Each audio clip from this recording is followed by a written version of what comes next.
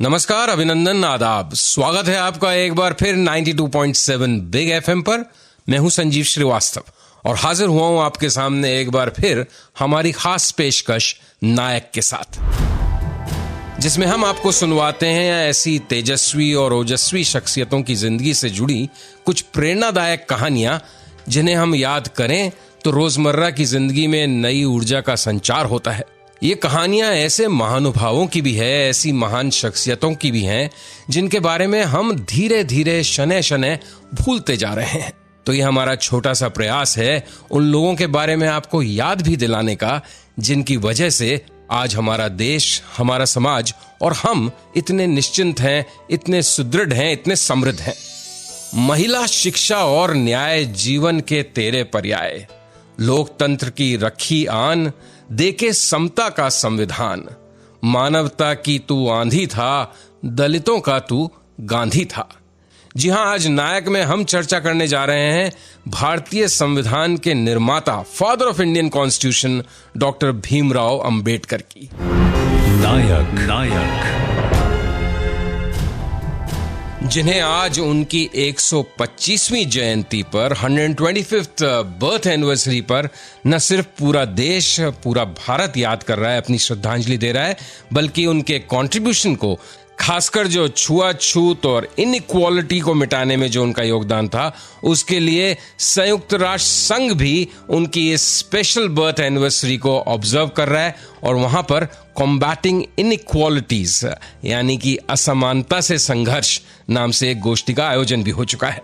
Doctor Ambedkar एक मनीषी थे, योद्धा थे, नायक थे, विद्वान थे, दार्शनिक थे, समाज सेवी थे, देशभक्त थे, आजादी के परवाने थे, संविधान निर्माता थे, बहुत ही गुणी और अद्वितीय प्रतिभा वाले शख्स थे।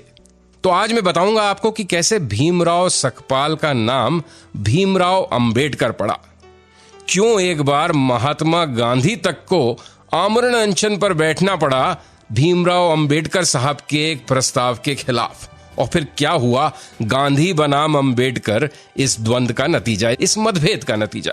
साथ ही हम बात करेंगे कि कैसे 1951 में संविधान के निर्माता डॉक्टर अंबेडकर को प्रधानमंत्री नेहरू के मंत्रिमंडल से देना पड़ा था इस्तीफा।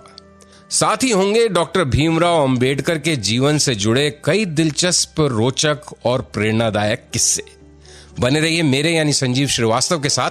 आप सुन रहे हैं नायक, सिर्फ 92.7 बिग एफएम पर। नमस्कार, अभिनंदन, आदाब। स्वागत है आपका एक बार फिर 92.7 बिग एफएम पर। आप सुन रहे हैं नायक। बात कर रहे हैं हम भारतीय संविधान के निर्माता, father of Indian constitution, doctor Bhimrao Ambedkar की। मैं हूं संजीव श्रीवास्तव। भीमराव अंबेडकर का जन्म 14 अप्रैल 1891 में इंदौर के महू में हुआ था। भीमराव के पिताजी रामजी फौज में सूबेदार थे और मां का नाम था भीमाबाई सकपाल। वे एक दलित जाति से संपर्क रखते थे। उन दिनों उन्हें अछूत कहा जाता था, अछूत माना जाता था और सामाजिक, आर्थिक हर रूप में उनके साथ बहुत ही जबरदस्त भेदभाव होता था, शोषण होता था एक तरह से उनका। पिता ने लंबे समय तक ब्रिटिश ईस्ट इंडिया कंपनी में सेना के लिए काम करते हुए अपने बच्चों को स्कूल में पढ़ने और कड़ी मेहनत के लिए हमेशा प्रोत्साहित किया था, एनकरेज किया था। स्कूली पढ़ाई में सक्षम होने के बावजूद अंबेडकर और उनके साथी दूसरे दलित बच्चों को विद्यालय में अलग बिठाया जाता था। अध्यापक इत्यादि भी उनकी बातों पर, उनकी पढ़ाई लिखाई पर कोई खास ध्यान नहीं देते थे। कक्षा के अंदर तक बैठने की कई बार अनुमति नहीं होती थी। प्यास लगती थी तो ऊंची जाति का कोई जना आता था, ऊंचाई से पानी डालता था, वो हाथों से उंगल बनाते थे और फिर पानी पीते थे। आमतौर पर उनको पानी पिलाने का काम भी स्कूल के चपड़ासी का ही होता था और अगर चपड़ासी एब्सेंट हुआ तो दलित बच्चों को, जिसमें अंबेडकर जी भी शामिल थे, बिना पानी ही दिन गुजारना पड़ता था। बाद में एक बार डॉक्टर अंबेडकर ने अपने संस्मरणों में इसका विवरण काफी विस्तार से किया है और उसका शीर्षक दिया था, ना चपड़ासी ना पानी। छुआछूत की यह भावना जो थी, उसकी वजह से इन बच्चों का क्लास में बड़े अजीबोगरीब ढंग से, अलग अलग अंदाज में शोषण होता था, एक्सप्लॉयटेशन होता था, उनको नीचा दिखाया जाता था। एक बार क्लास में टीचर ने भीमराव को ब्लैक बोर्ड के पास बुलाया एक गणित के सवाल को सॉल्व करने के लिए। अब साहब इसी बात पे क्लास में बवाल मच गया। ऊंची जाति के विद्यार्थियों ने कहा कि साहब ब्लैक बोर्ड के पास तो उनके खाने के डिब्बे रखे हैं, टिफिन रखे हैं। तो पहले सब टिफिन को हटाया गया, फिर कहीं भीमराव ने उस सम को ब्लैक बोर्ड पे सॉल्व किया। तो आप सोच सकते हैं कि उस समय में, उस काल में किस तरह की बेइज्जती और जिल्लत सहनी पड़ती होगी दलित बच्चों को, और कैसे आगे जाकर उन्हीं के नेता बने, उन्हीं के प्रचेता बने, बड़े समाज सुधारक बने डॉक्टर भीमराव अंबेडकर। आगे बताऊंगा आपको कि आखिर ऐसा क्या हुआ एक बार कि सिर्फ अपनी जाति की वजह से, अछूत होने की वजह से 1.5 दिन तक भीमराव अंबेडकर को रहना पड़ा प्यासा। अधमरे हो गए थे वो। बने रहिए मेरे यानी संजीव श्रीवास्तव के साथ। आप सुन रहे हैं नायक। बात कर रहे हैं हम भारतीय संविधान के निर्माता डॉक्टर भीमराव अंबेडकर की, सिर्फ 92.7 बिग एफएम पर। नमस्कार, अभिनंदन, आदाब, स्वागत है आपका एक बार फिर 92.7 बिग एफएम पर। आप सुन रहे हैं हमारी खास पेशकश नायक, जिसमें हम आज बात कर रहे हैं डॉक्टर भीमराव अंबेडकर की, जिनकी आज 125वीं जयंती है। तो आखिर एक बार ऐसा क्या हुआ था कि 1.5 दिन तक सिर्फ अपनी जाति की वजह से, खुद के अछूत होने की वजह से, दलित होने की वजह से भीमराव अंबेडकर को 1.5 दिन तक पानी की एक बूंद के भी बिना गुजारना पड़ा था। अधमरे हो गए थे वो बिल्कुल। बात ये तब की है जब उनके पिताजी रामजी सूबेदार की नियुक्ति गोरेगांव के पास हो गई थी। अंबेडकर अपने बड़े भाई और भांजों के साथ एक रेलगाड़ी से गोरेगांव तो पहुंच गए, मगर स्टेशन से उस गांव तक पहुंचने के लिए उनको बड़ी मशक्कत का सामना करना पड़ा। कोई भी बैलगाड़ी वाला उन्हें अपनी गाड़ी में बिठा के ले जाने के लिए तैयार नहीं था, क्योंकि सभी बैलगाड़ी चालक, बैलगाड़ी हाँकने वाले ऊंची जाति के थे। अब वो नीची जाति के लोगों को अपनी बैलगाड़ी में बिठाकर ले जाएं तो क्यों कर। आखिरकार बड़ी मुश्किल से जब बहुत हाथ पांव जोड़े बच्चों ने, तो एक बैलगाड़ी वाला माना, लेकिन उसने भी एक शर्त रख दी। उसका कहना था कि अछूत बच्चों को अपनी बैलगाड़ी में बिठाकर तो वो ले जाएगा, लेकिन बैलगाड़ी हाँकेगा वो नहीं, बैलगाड़ी हाँकेगा इन बच्चों में से ही एक। तो फिर भीमराव अंबेडकर ने ये बैलगाड़ी हाँकी और बड़ी मुश्किल से ये सफर उन्होंने तय किया। सफर में एक कठिनाई और भी आई। 1.5 दिन का सफर था और बिना पानी पिए सबको गुजारना पड़ा, क्योंकि उनके अछूत होने की वजह से रास्ते में पड़ने वाले किसी भी कुएं से उनको पानी नहीं पीने दिया गया। बड़ी मुश्किल से अगले दिन शाम तक भूखे प्यासे अधमरे से भीम और उनके साथी बच्चे अपने गंतव्य स्थल पर पिताजी के पास पहुंच पाए। खैर, ये स्थिति तो वो थी जब करीब करीब जान पर ही बनाई थी। रोजमर्रा की जिंदगी में भी बहुत जिल्लत सहनी पड़ती थी भीमराव और दूसरे अछूत बच्चों को। कोई नाई हज्जाम उनके बाल काटने को तैयार नहीं होता था। भीमराव की बड़ी बहन ही बचपन से उनके बाल काटा करती थी।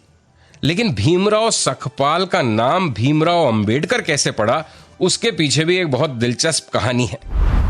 भीमराव के एक टीचर थे, शिक्षक थे स्कूल में, जो ब्राह्मण थे। उनका नाम था महादेव अंबेडकर। महादेव अंबेडकर भीमराव से विशेष स्नेह रखते थे, उसे बहुत प्यार करते थे।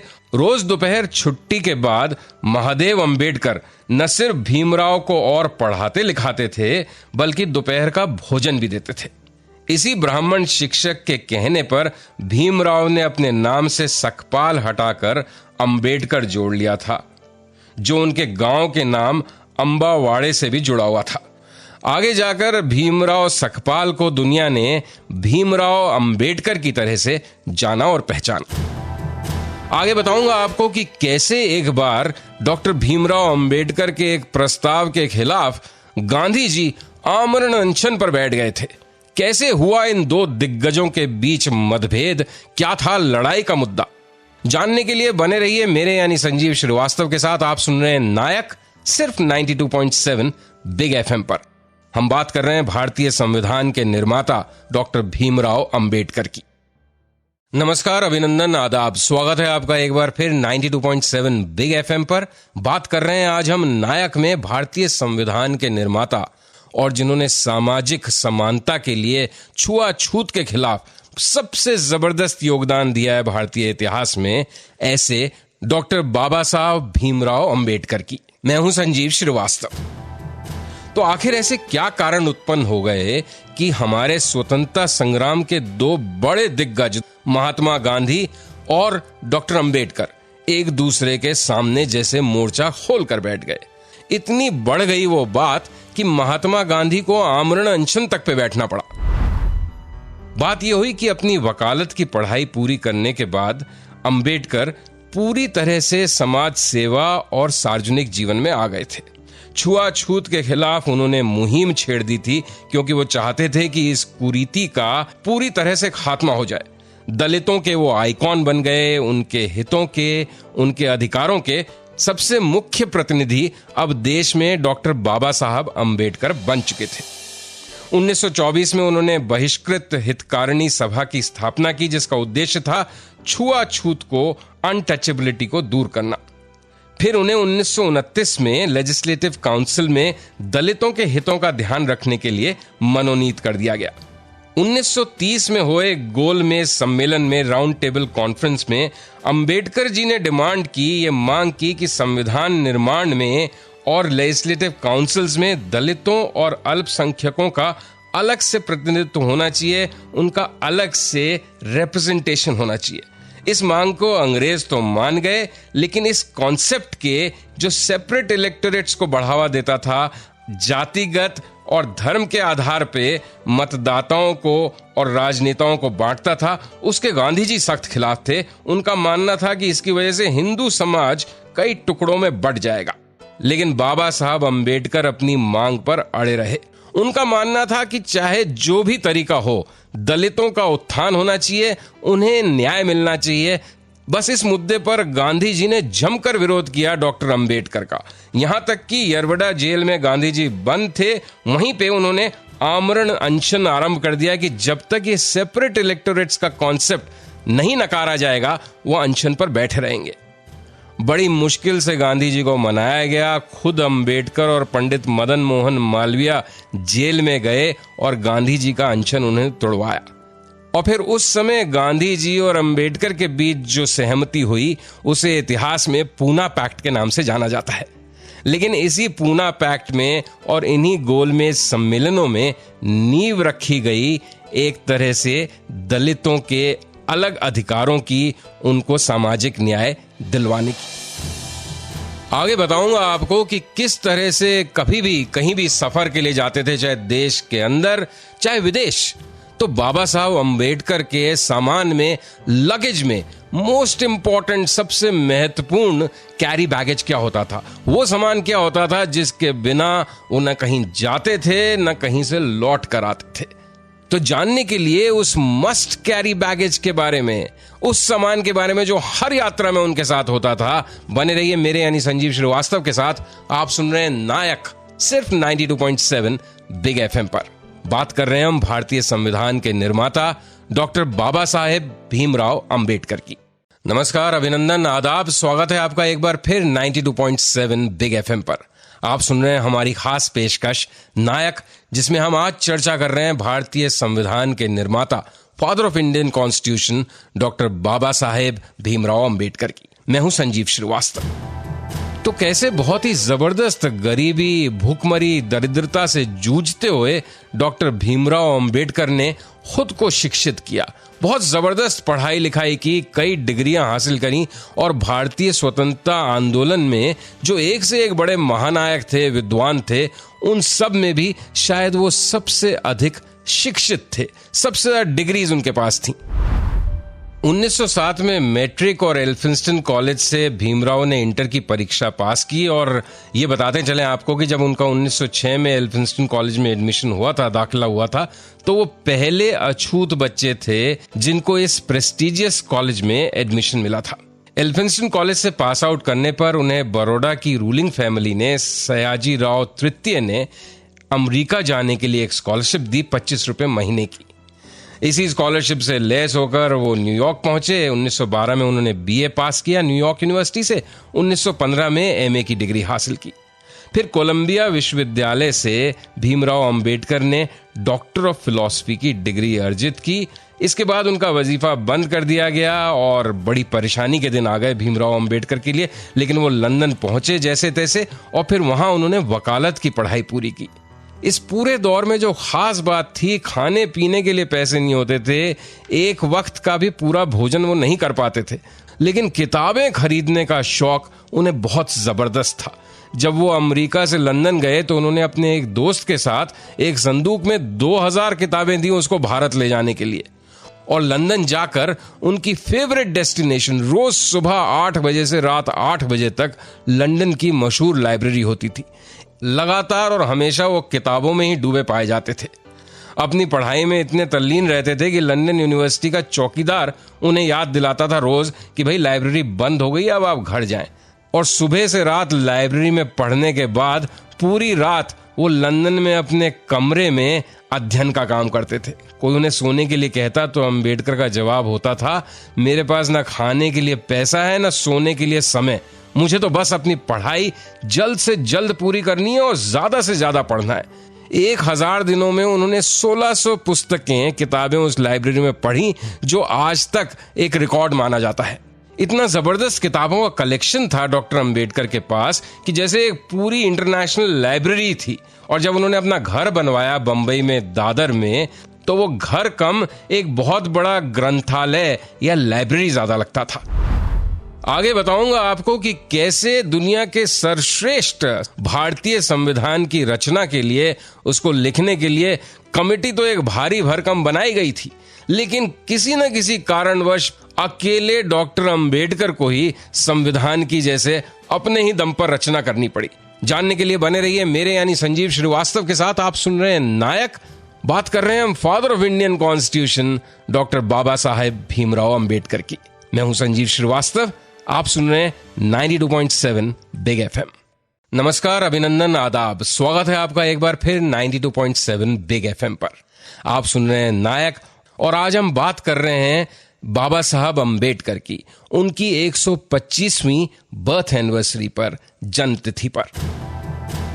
तो किस तरह से एक बड़ी हाई पावर्ड कमेटी का गठन किया गया भारत की आजादी के बाद कि नए संविधान की रचना का काम इस समिति को दिया जाएगा। धीरे धीरे परिस्थितियां कुछ ऐसी बनी, हालात कुछ ऐसे पैदा हो गए कि सारी जिम्मेदारी जैसे अकेले डॉक्टर बाबा साहब भीमराव अंबेडकर के कंधे पर ही आ पड़ी। और उन्होंने किस खूबसूरती से, किस परिपक्वता से और किस ईमानदारी से इस जिम्मेदारी का निर्वहन किया, उसका उदाहरण तो हमारा संविधान है, जो तमाम मुश्किलात के बावजूद, तमाम चुनौतियों के बीच आज भी एक जीवंत और बहुत ही प्रासंगिक डॉक्यूमेंट है, जो हमारे देश को हर मौके पर दिशा निर्देश देता है।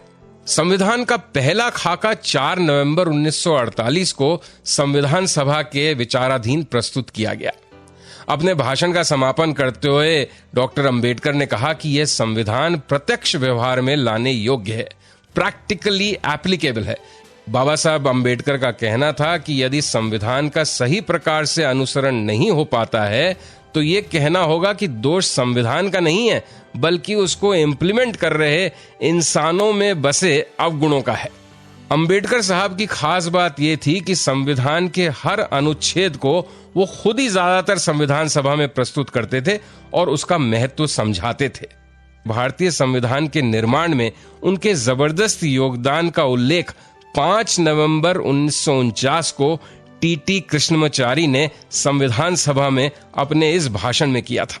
टीटी कृष्णमाचारी का कहना था कि संविधान का निर्माण करने वाली चुनिंदा 7 सदस्यों की कमेटी में से एक सदस्य ने तो त्यागपत्र दे दिया था, एक का देहांत हो गया, एक अमेरिका चला गया और एक सदस्य रियासतों के कामकाज में व्यस्त रहा। बचे हुए 1-2 सदस्य दिल्ली से दूर रहते थे और उनका स्वास्थ्य ठीक नहीं रह पाने की वजह से वो ज्यादातर मीटिंग्स अटेंड नहीं कर पाते थे। बकौल कृष्णमाचारी साहब, अंजाम ये हुआ कि संविधान निर्माण करने का सारा भार अकेले डॉक्टर अंबेडकर को ही उठाना पड़ा। तो देखा आपने साहब कि किस जिम्मेदारी के साथ, किस परिपक्वता के साथ और किस विद्वता के साथ अकेले अपने ही दम पर डॉक्टर अंबेडकर ने दुनिया के सर्वश्रेष्ठ संविधानों में से एक, सबसे बेहतरीन कॉन्स्टिट्यूशंस में से एक का निर्माण किया, रचना की। और क्यों ना करते, इतनी जबरदस्त विद्वता थी, ज्ञान का असीमित भंडार था उनके अंदर, क्योंकि उन्होंने अपना पूरा जीवन सिर्फ 2 ही बातों के लिए समर्पित किया था, या तो सामाजिक समानता के लिए, दलितों अछूतों के उत्थान के लिए, या ज्ञान अर्जित करने के लिए, अपनी नॉलेज बढ़ाने के लिए। आगे बताऊंगा आपको कि कैसे भारतीय संविधान के निर्माता और देश के पहले कानून मंत्री की ठन गई इंडिया के first prime minister Pandit Jawaharlal Nehru से और दे दिया उन्होंने अपना इस्तीफा केंद्रीय मंत्रिमंडल से। क्या थे उसके पीछे कारण, जानने के लिए बने रहिए मेरे यानी संजीव श्रीवास्तव के साथ। आप सुन रहे हैं नायक, सिर्फ 92.7 बिग एफएम पर। नमस्कार, अभिनंदन, आदाब, स्वागत है आपका एक बार फिर 92.7 बिग एफएम पर। मैं हूं संजीव श्रीवास्तव और आप सुन रहे हैं हमारी खास पेशकश नायक, जिसमें हम आज बात कर रहे हैं father of Indian constitution doctor Baba Sahab Bhimrao Ambedkar की। तो ऐसे क्या कारण उत्पन्न हुए कि भारतीय संविधान को लिखने वाले और देश के पहले कानून मंत्री डॉक्टर अंबेडकर को इस्तीफा देना पड़ गया 1951 में, 1951 में केंद्रीय मंत्रिमंडल से। बात थी हिंदू कोड बिल की। आजादी के वक्त हिंदू पुरुषों को भी एक से ज्यादा शादी करने की आजादी थी, लेकिन विधवाएं दोबारा शादी नहीं कर सकती थी। विधवाओं का संपत्ति में भी कोई अधिकार नहीं था। अब नेहरू जी सामाजिक बदलाव की हिमायत कर रहे थे, हिंदू समाज के कर्णधार उसका विरोध कर रहे थे। उनका कहना था कि अगर बदलाव लाना है, सुधार लाना है, तो फिर सभी धर्मों में इकट्ठा लाया जाए। लेकिन नेहरू जी ये चाहते थे कि सबसे पहले जो सुधार कार्यक्रम लागू किए जाएं वो हिंदुओं के संदर्भ में हो, क्योंकि हिंदू मेजॉरिटी में है, 80% देश की जनसंख्या है, और अगर उसमें कोई सुधार होता है तो वो देश हित में है। बहरहाल जब संसद में 1951 में सितंबर के महीने में ये बिल पेश किया गया तो फिर एक बार बहुत जबरदस्त विरोध हुआ और मौके की नजाकत को देखते हुए प्रधानमंत्री नेहरू ने इस बिल को 4 हिस्सों में बांटने की घोषणा कर दी। अब घोषणा करने से पहले उन्होंने डॉक्टर अंबेडकर को विश्वास में नहीं लिया, उन्हें कॉन्फिडेंस में नहीं लिया। अंबेडकर जी बेहद नाराज हो गए तो उन्होंने मंत्रिमंडल से और कांग्रेस से दोनों से इस्तीफा दे दिया। बात शायद ये थी कि उस समय प्राइम मिनिस्टर नेहरू ने कुछ व्यवहारिक, प्रैक्टिकल या प्रैग्मेटिक अप्रोच अपनाई, संसद की नजाकत को समझते हुए, लेकिन सिद्धांतों पर जबरदस्त ढंग से हमेशा अडिग रहने वाले अंबेडकर जी को यह बात समझ में नहीं आई और उन्होंने अपनी अलग राह पकड़ ली। एक और मजेदार बात है कि एक बार कुछ विदेशी पत्रकार भारत आए, महात्मा गांधी से भी मिलने का समय लिया, मोहम्मद अली जिन्ना से भी मिलने का समय लिया और बाबा साहब अंबेडकर से भी। गांधी जी और जिन्ना साहब दोनों ने समय दिया और अंबेडकर जी ने कह दिया, भाई जब आप सबसे फारिग हो जाएं, जब आप फ्री हो मुझसे मिलने आ जाइएगा। अब पत्रकारों का ये डेलीगेशन जब गांधी जी के पास पहुंचा नियत समय पर और फिर जिन्ना जी के पास, तो दोनों ही जगह शाम को कुछ देर हो चुकी थी। उनको कहा गया कि साहब सो चुके हैं, आप कल आइएगा। लेकिन जब रात करीब 12 बजे वो डॉक्टर अंबेडकर के पहुंचे तो अंबेडकर साहब सूट बूट पहने उनका इंतजार कर रहे थे। पत्रकार बड़े चकित हुए, उन्होंने उनसे पूछा कि सर आप अभी तक कैसे जग रहे हैं, बाकी दोनों नेता जिनसे हम मिलने गए वो तो सो चुके थे। तो अंबेडकर साहब ने फिर जो जवाब दिया उसमें जैसे उनकी पूरी सोच छुपी हुई थी। उन्होंने कहा, साहब कि मैं समाज के जिस वर्ग को रिप्रेजेंट कर रहा हूं वो पूरा वर्ग ही सदियों से, शताब्दियों से सोया हुआ है, इसलिए मुझे जागना पड़ता है। तो साहब इतना जबरदस्त कमिटमेंट था अपने दलित भाइयों के लिए, समाज के उस वर्ग के लिए जिसने सदियों तक सिर्फ शोषण सहा था। इसलिए ही आज भी न सिर्फ उस वर्ग के लिए जो दलित है, जो कभी अछूत था, बल्कि तमाम उन लोगों के लिए जो सोशल जस्टिस के, सामाजिक न्याय के पक्षधर हैं, उन सभी के लिए डॉक्टर बाबा साहेब भीमराव अंबेडकर हमेशा एक प्रेरणा स्रोत बने रहेंगे। तो इसी के साथ आज अंबेडकर जी की 125वीं जन्म तिथि पर एक बार फिर उन्हें याद करते हुए, उन्हें श्रद्धांजलि देते हुए आप मुझे संजीव श्रीवास्तव को अनुमति दीजिए। कल शाम 8 बजे एक बार फिर आपके सामने हाजिर होता हूं एक नए नायक की कहानी के साथ। तब तक के लिए नमस्कार, शुभ रात्रि, शब बखैर, गुड नाइट।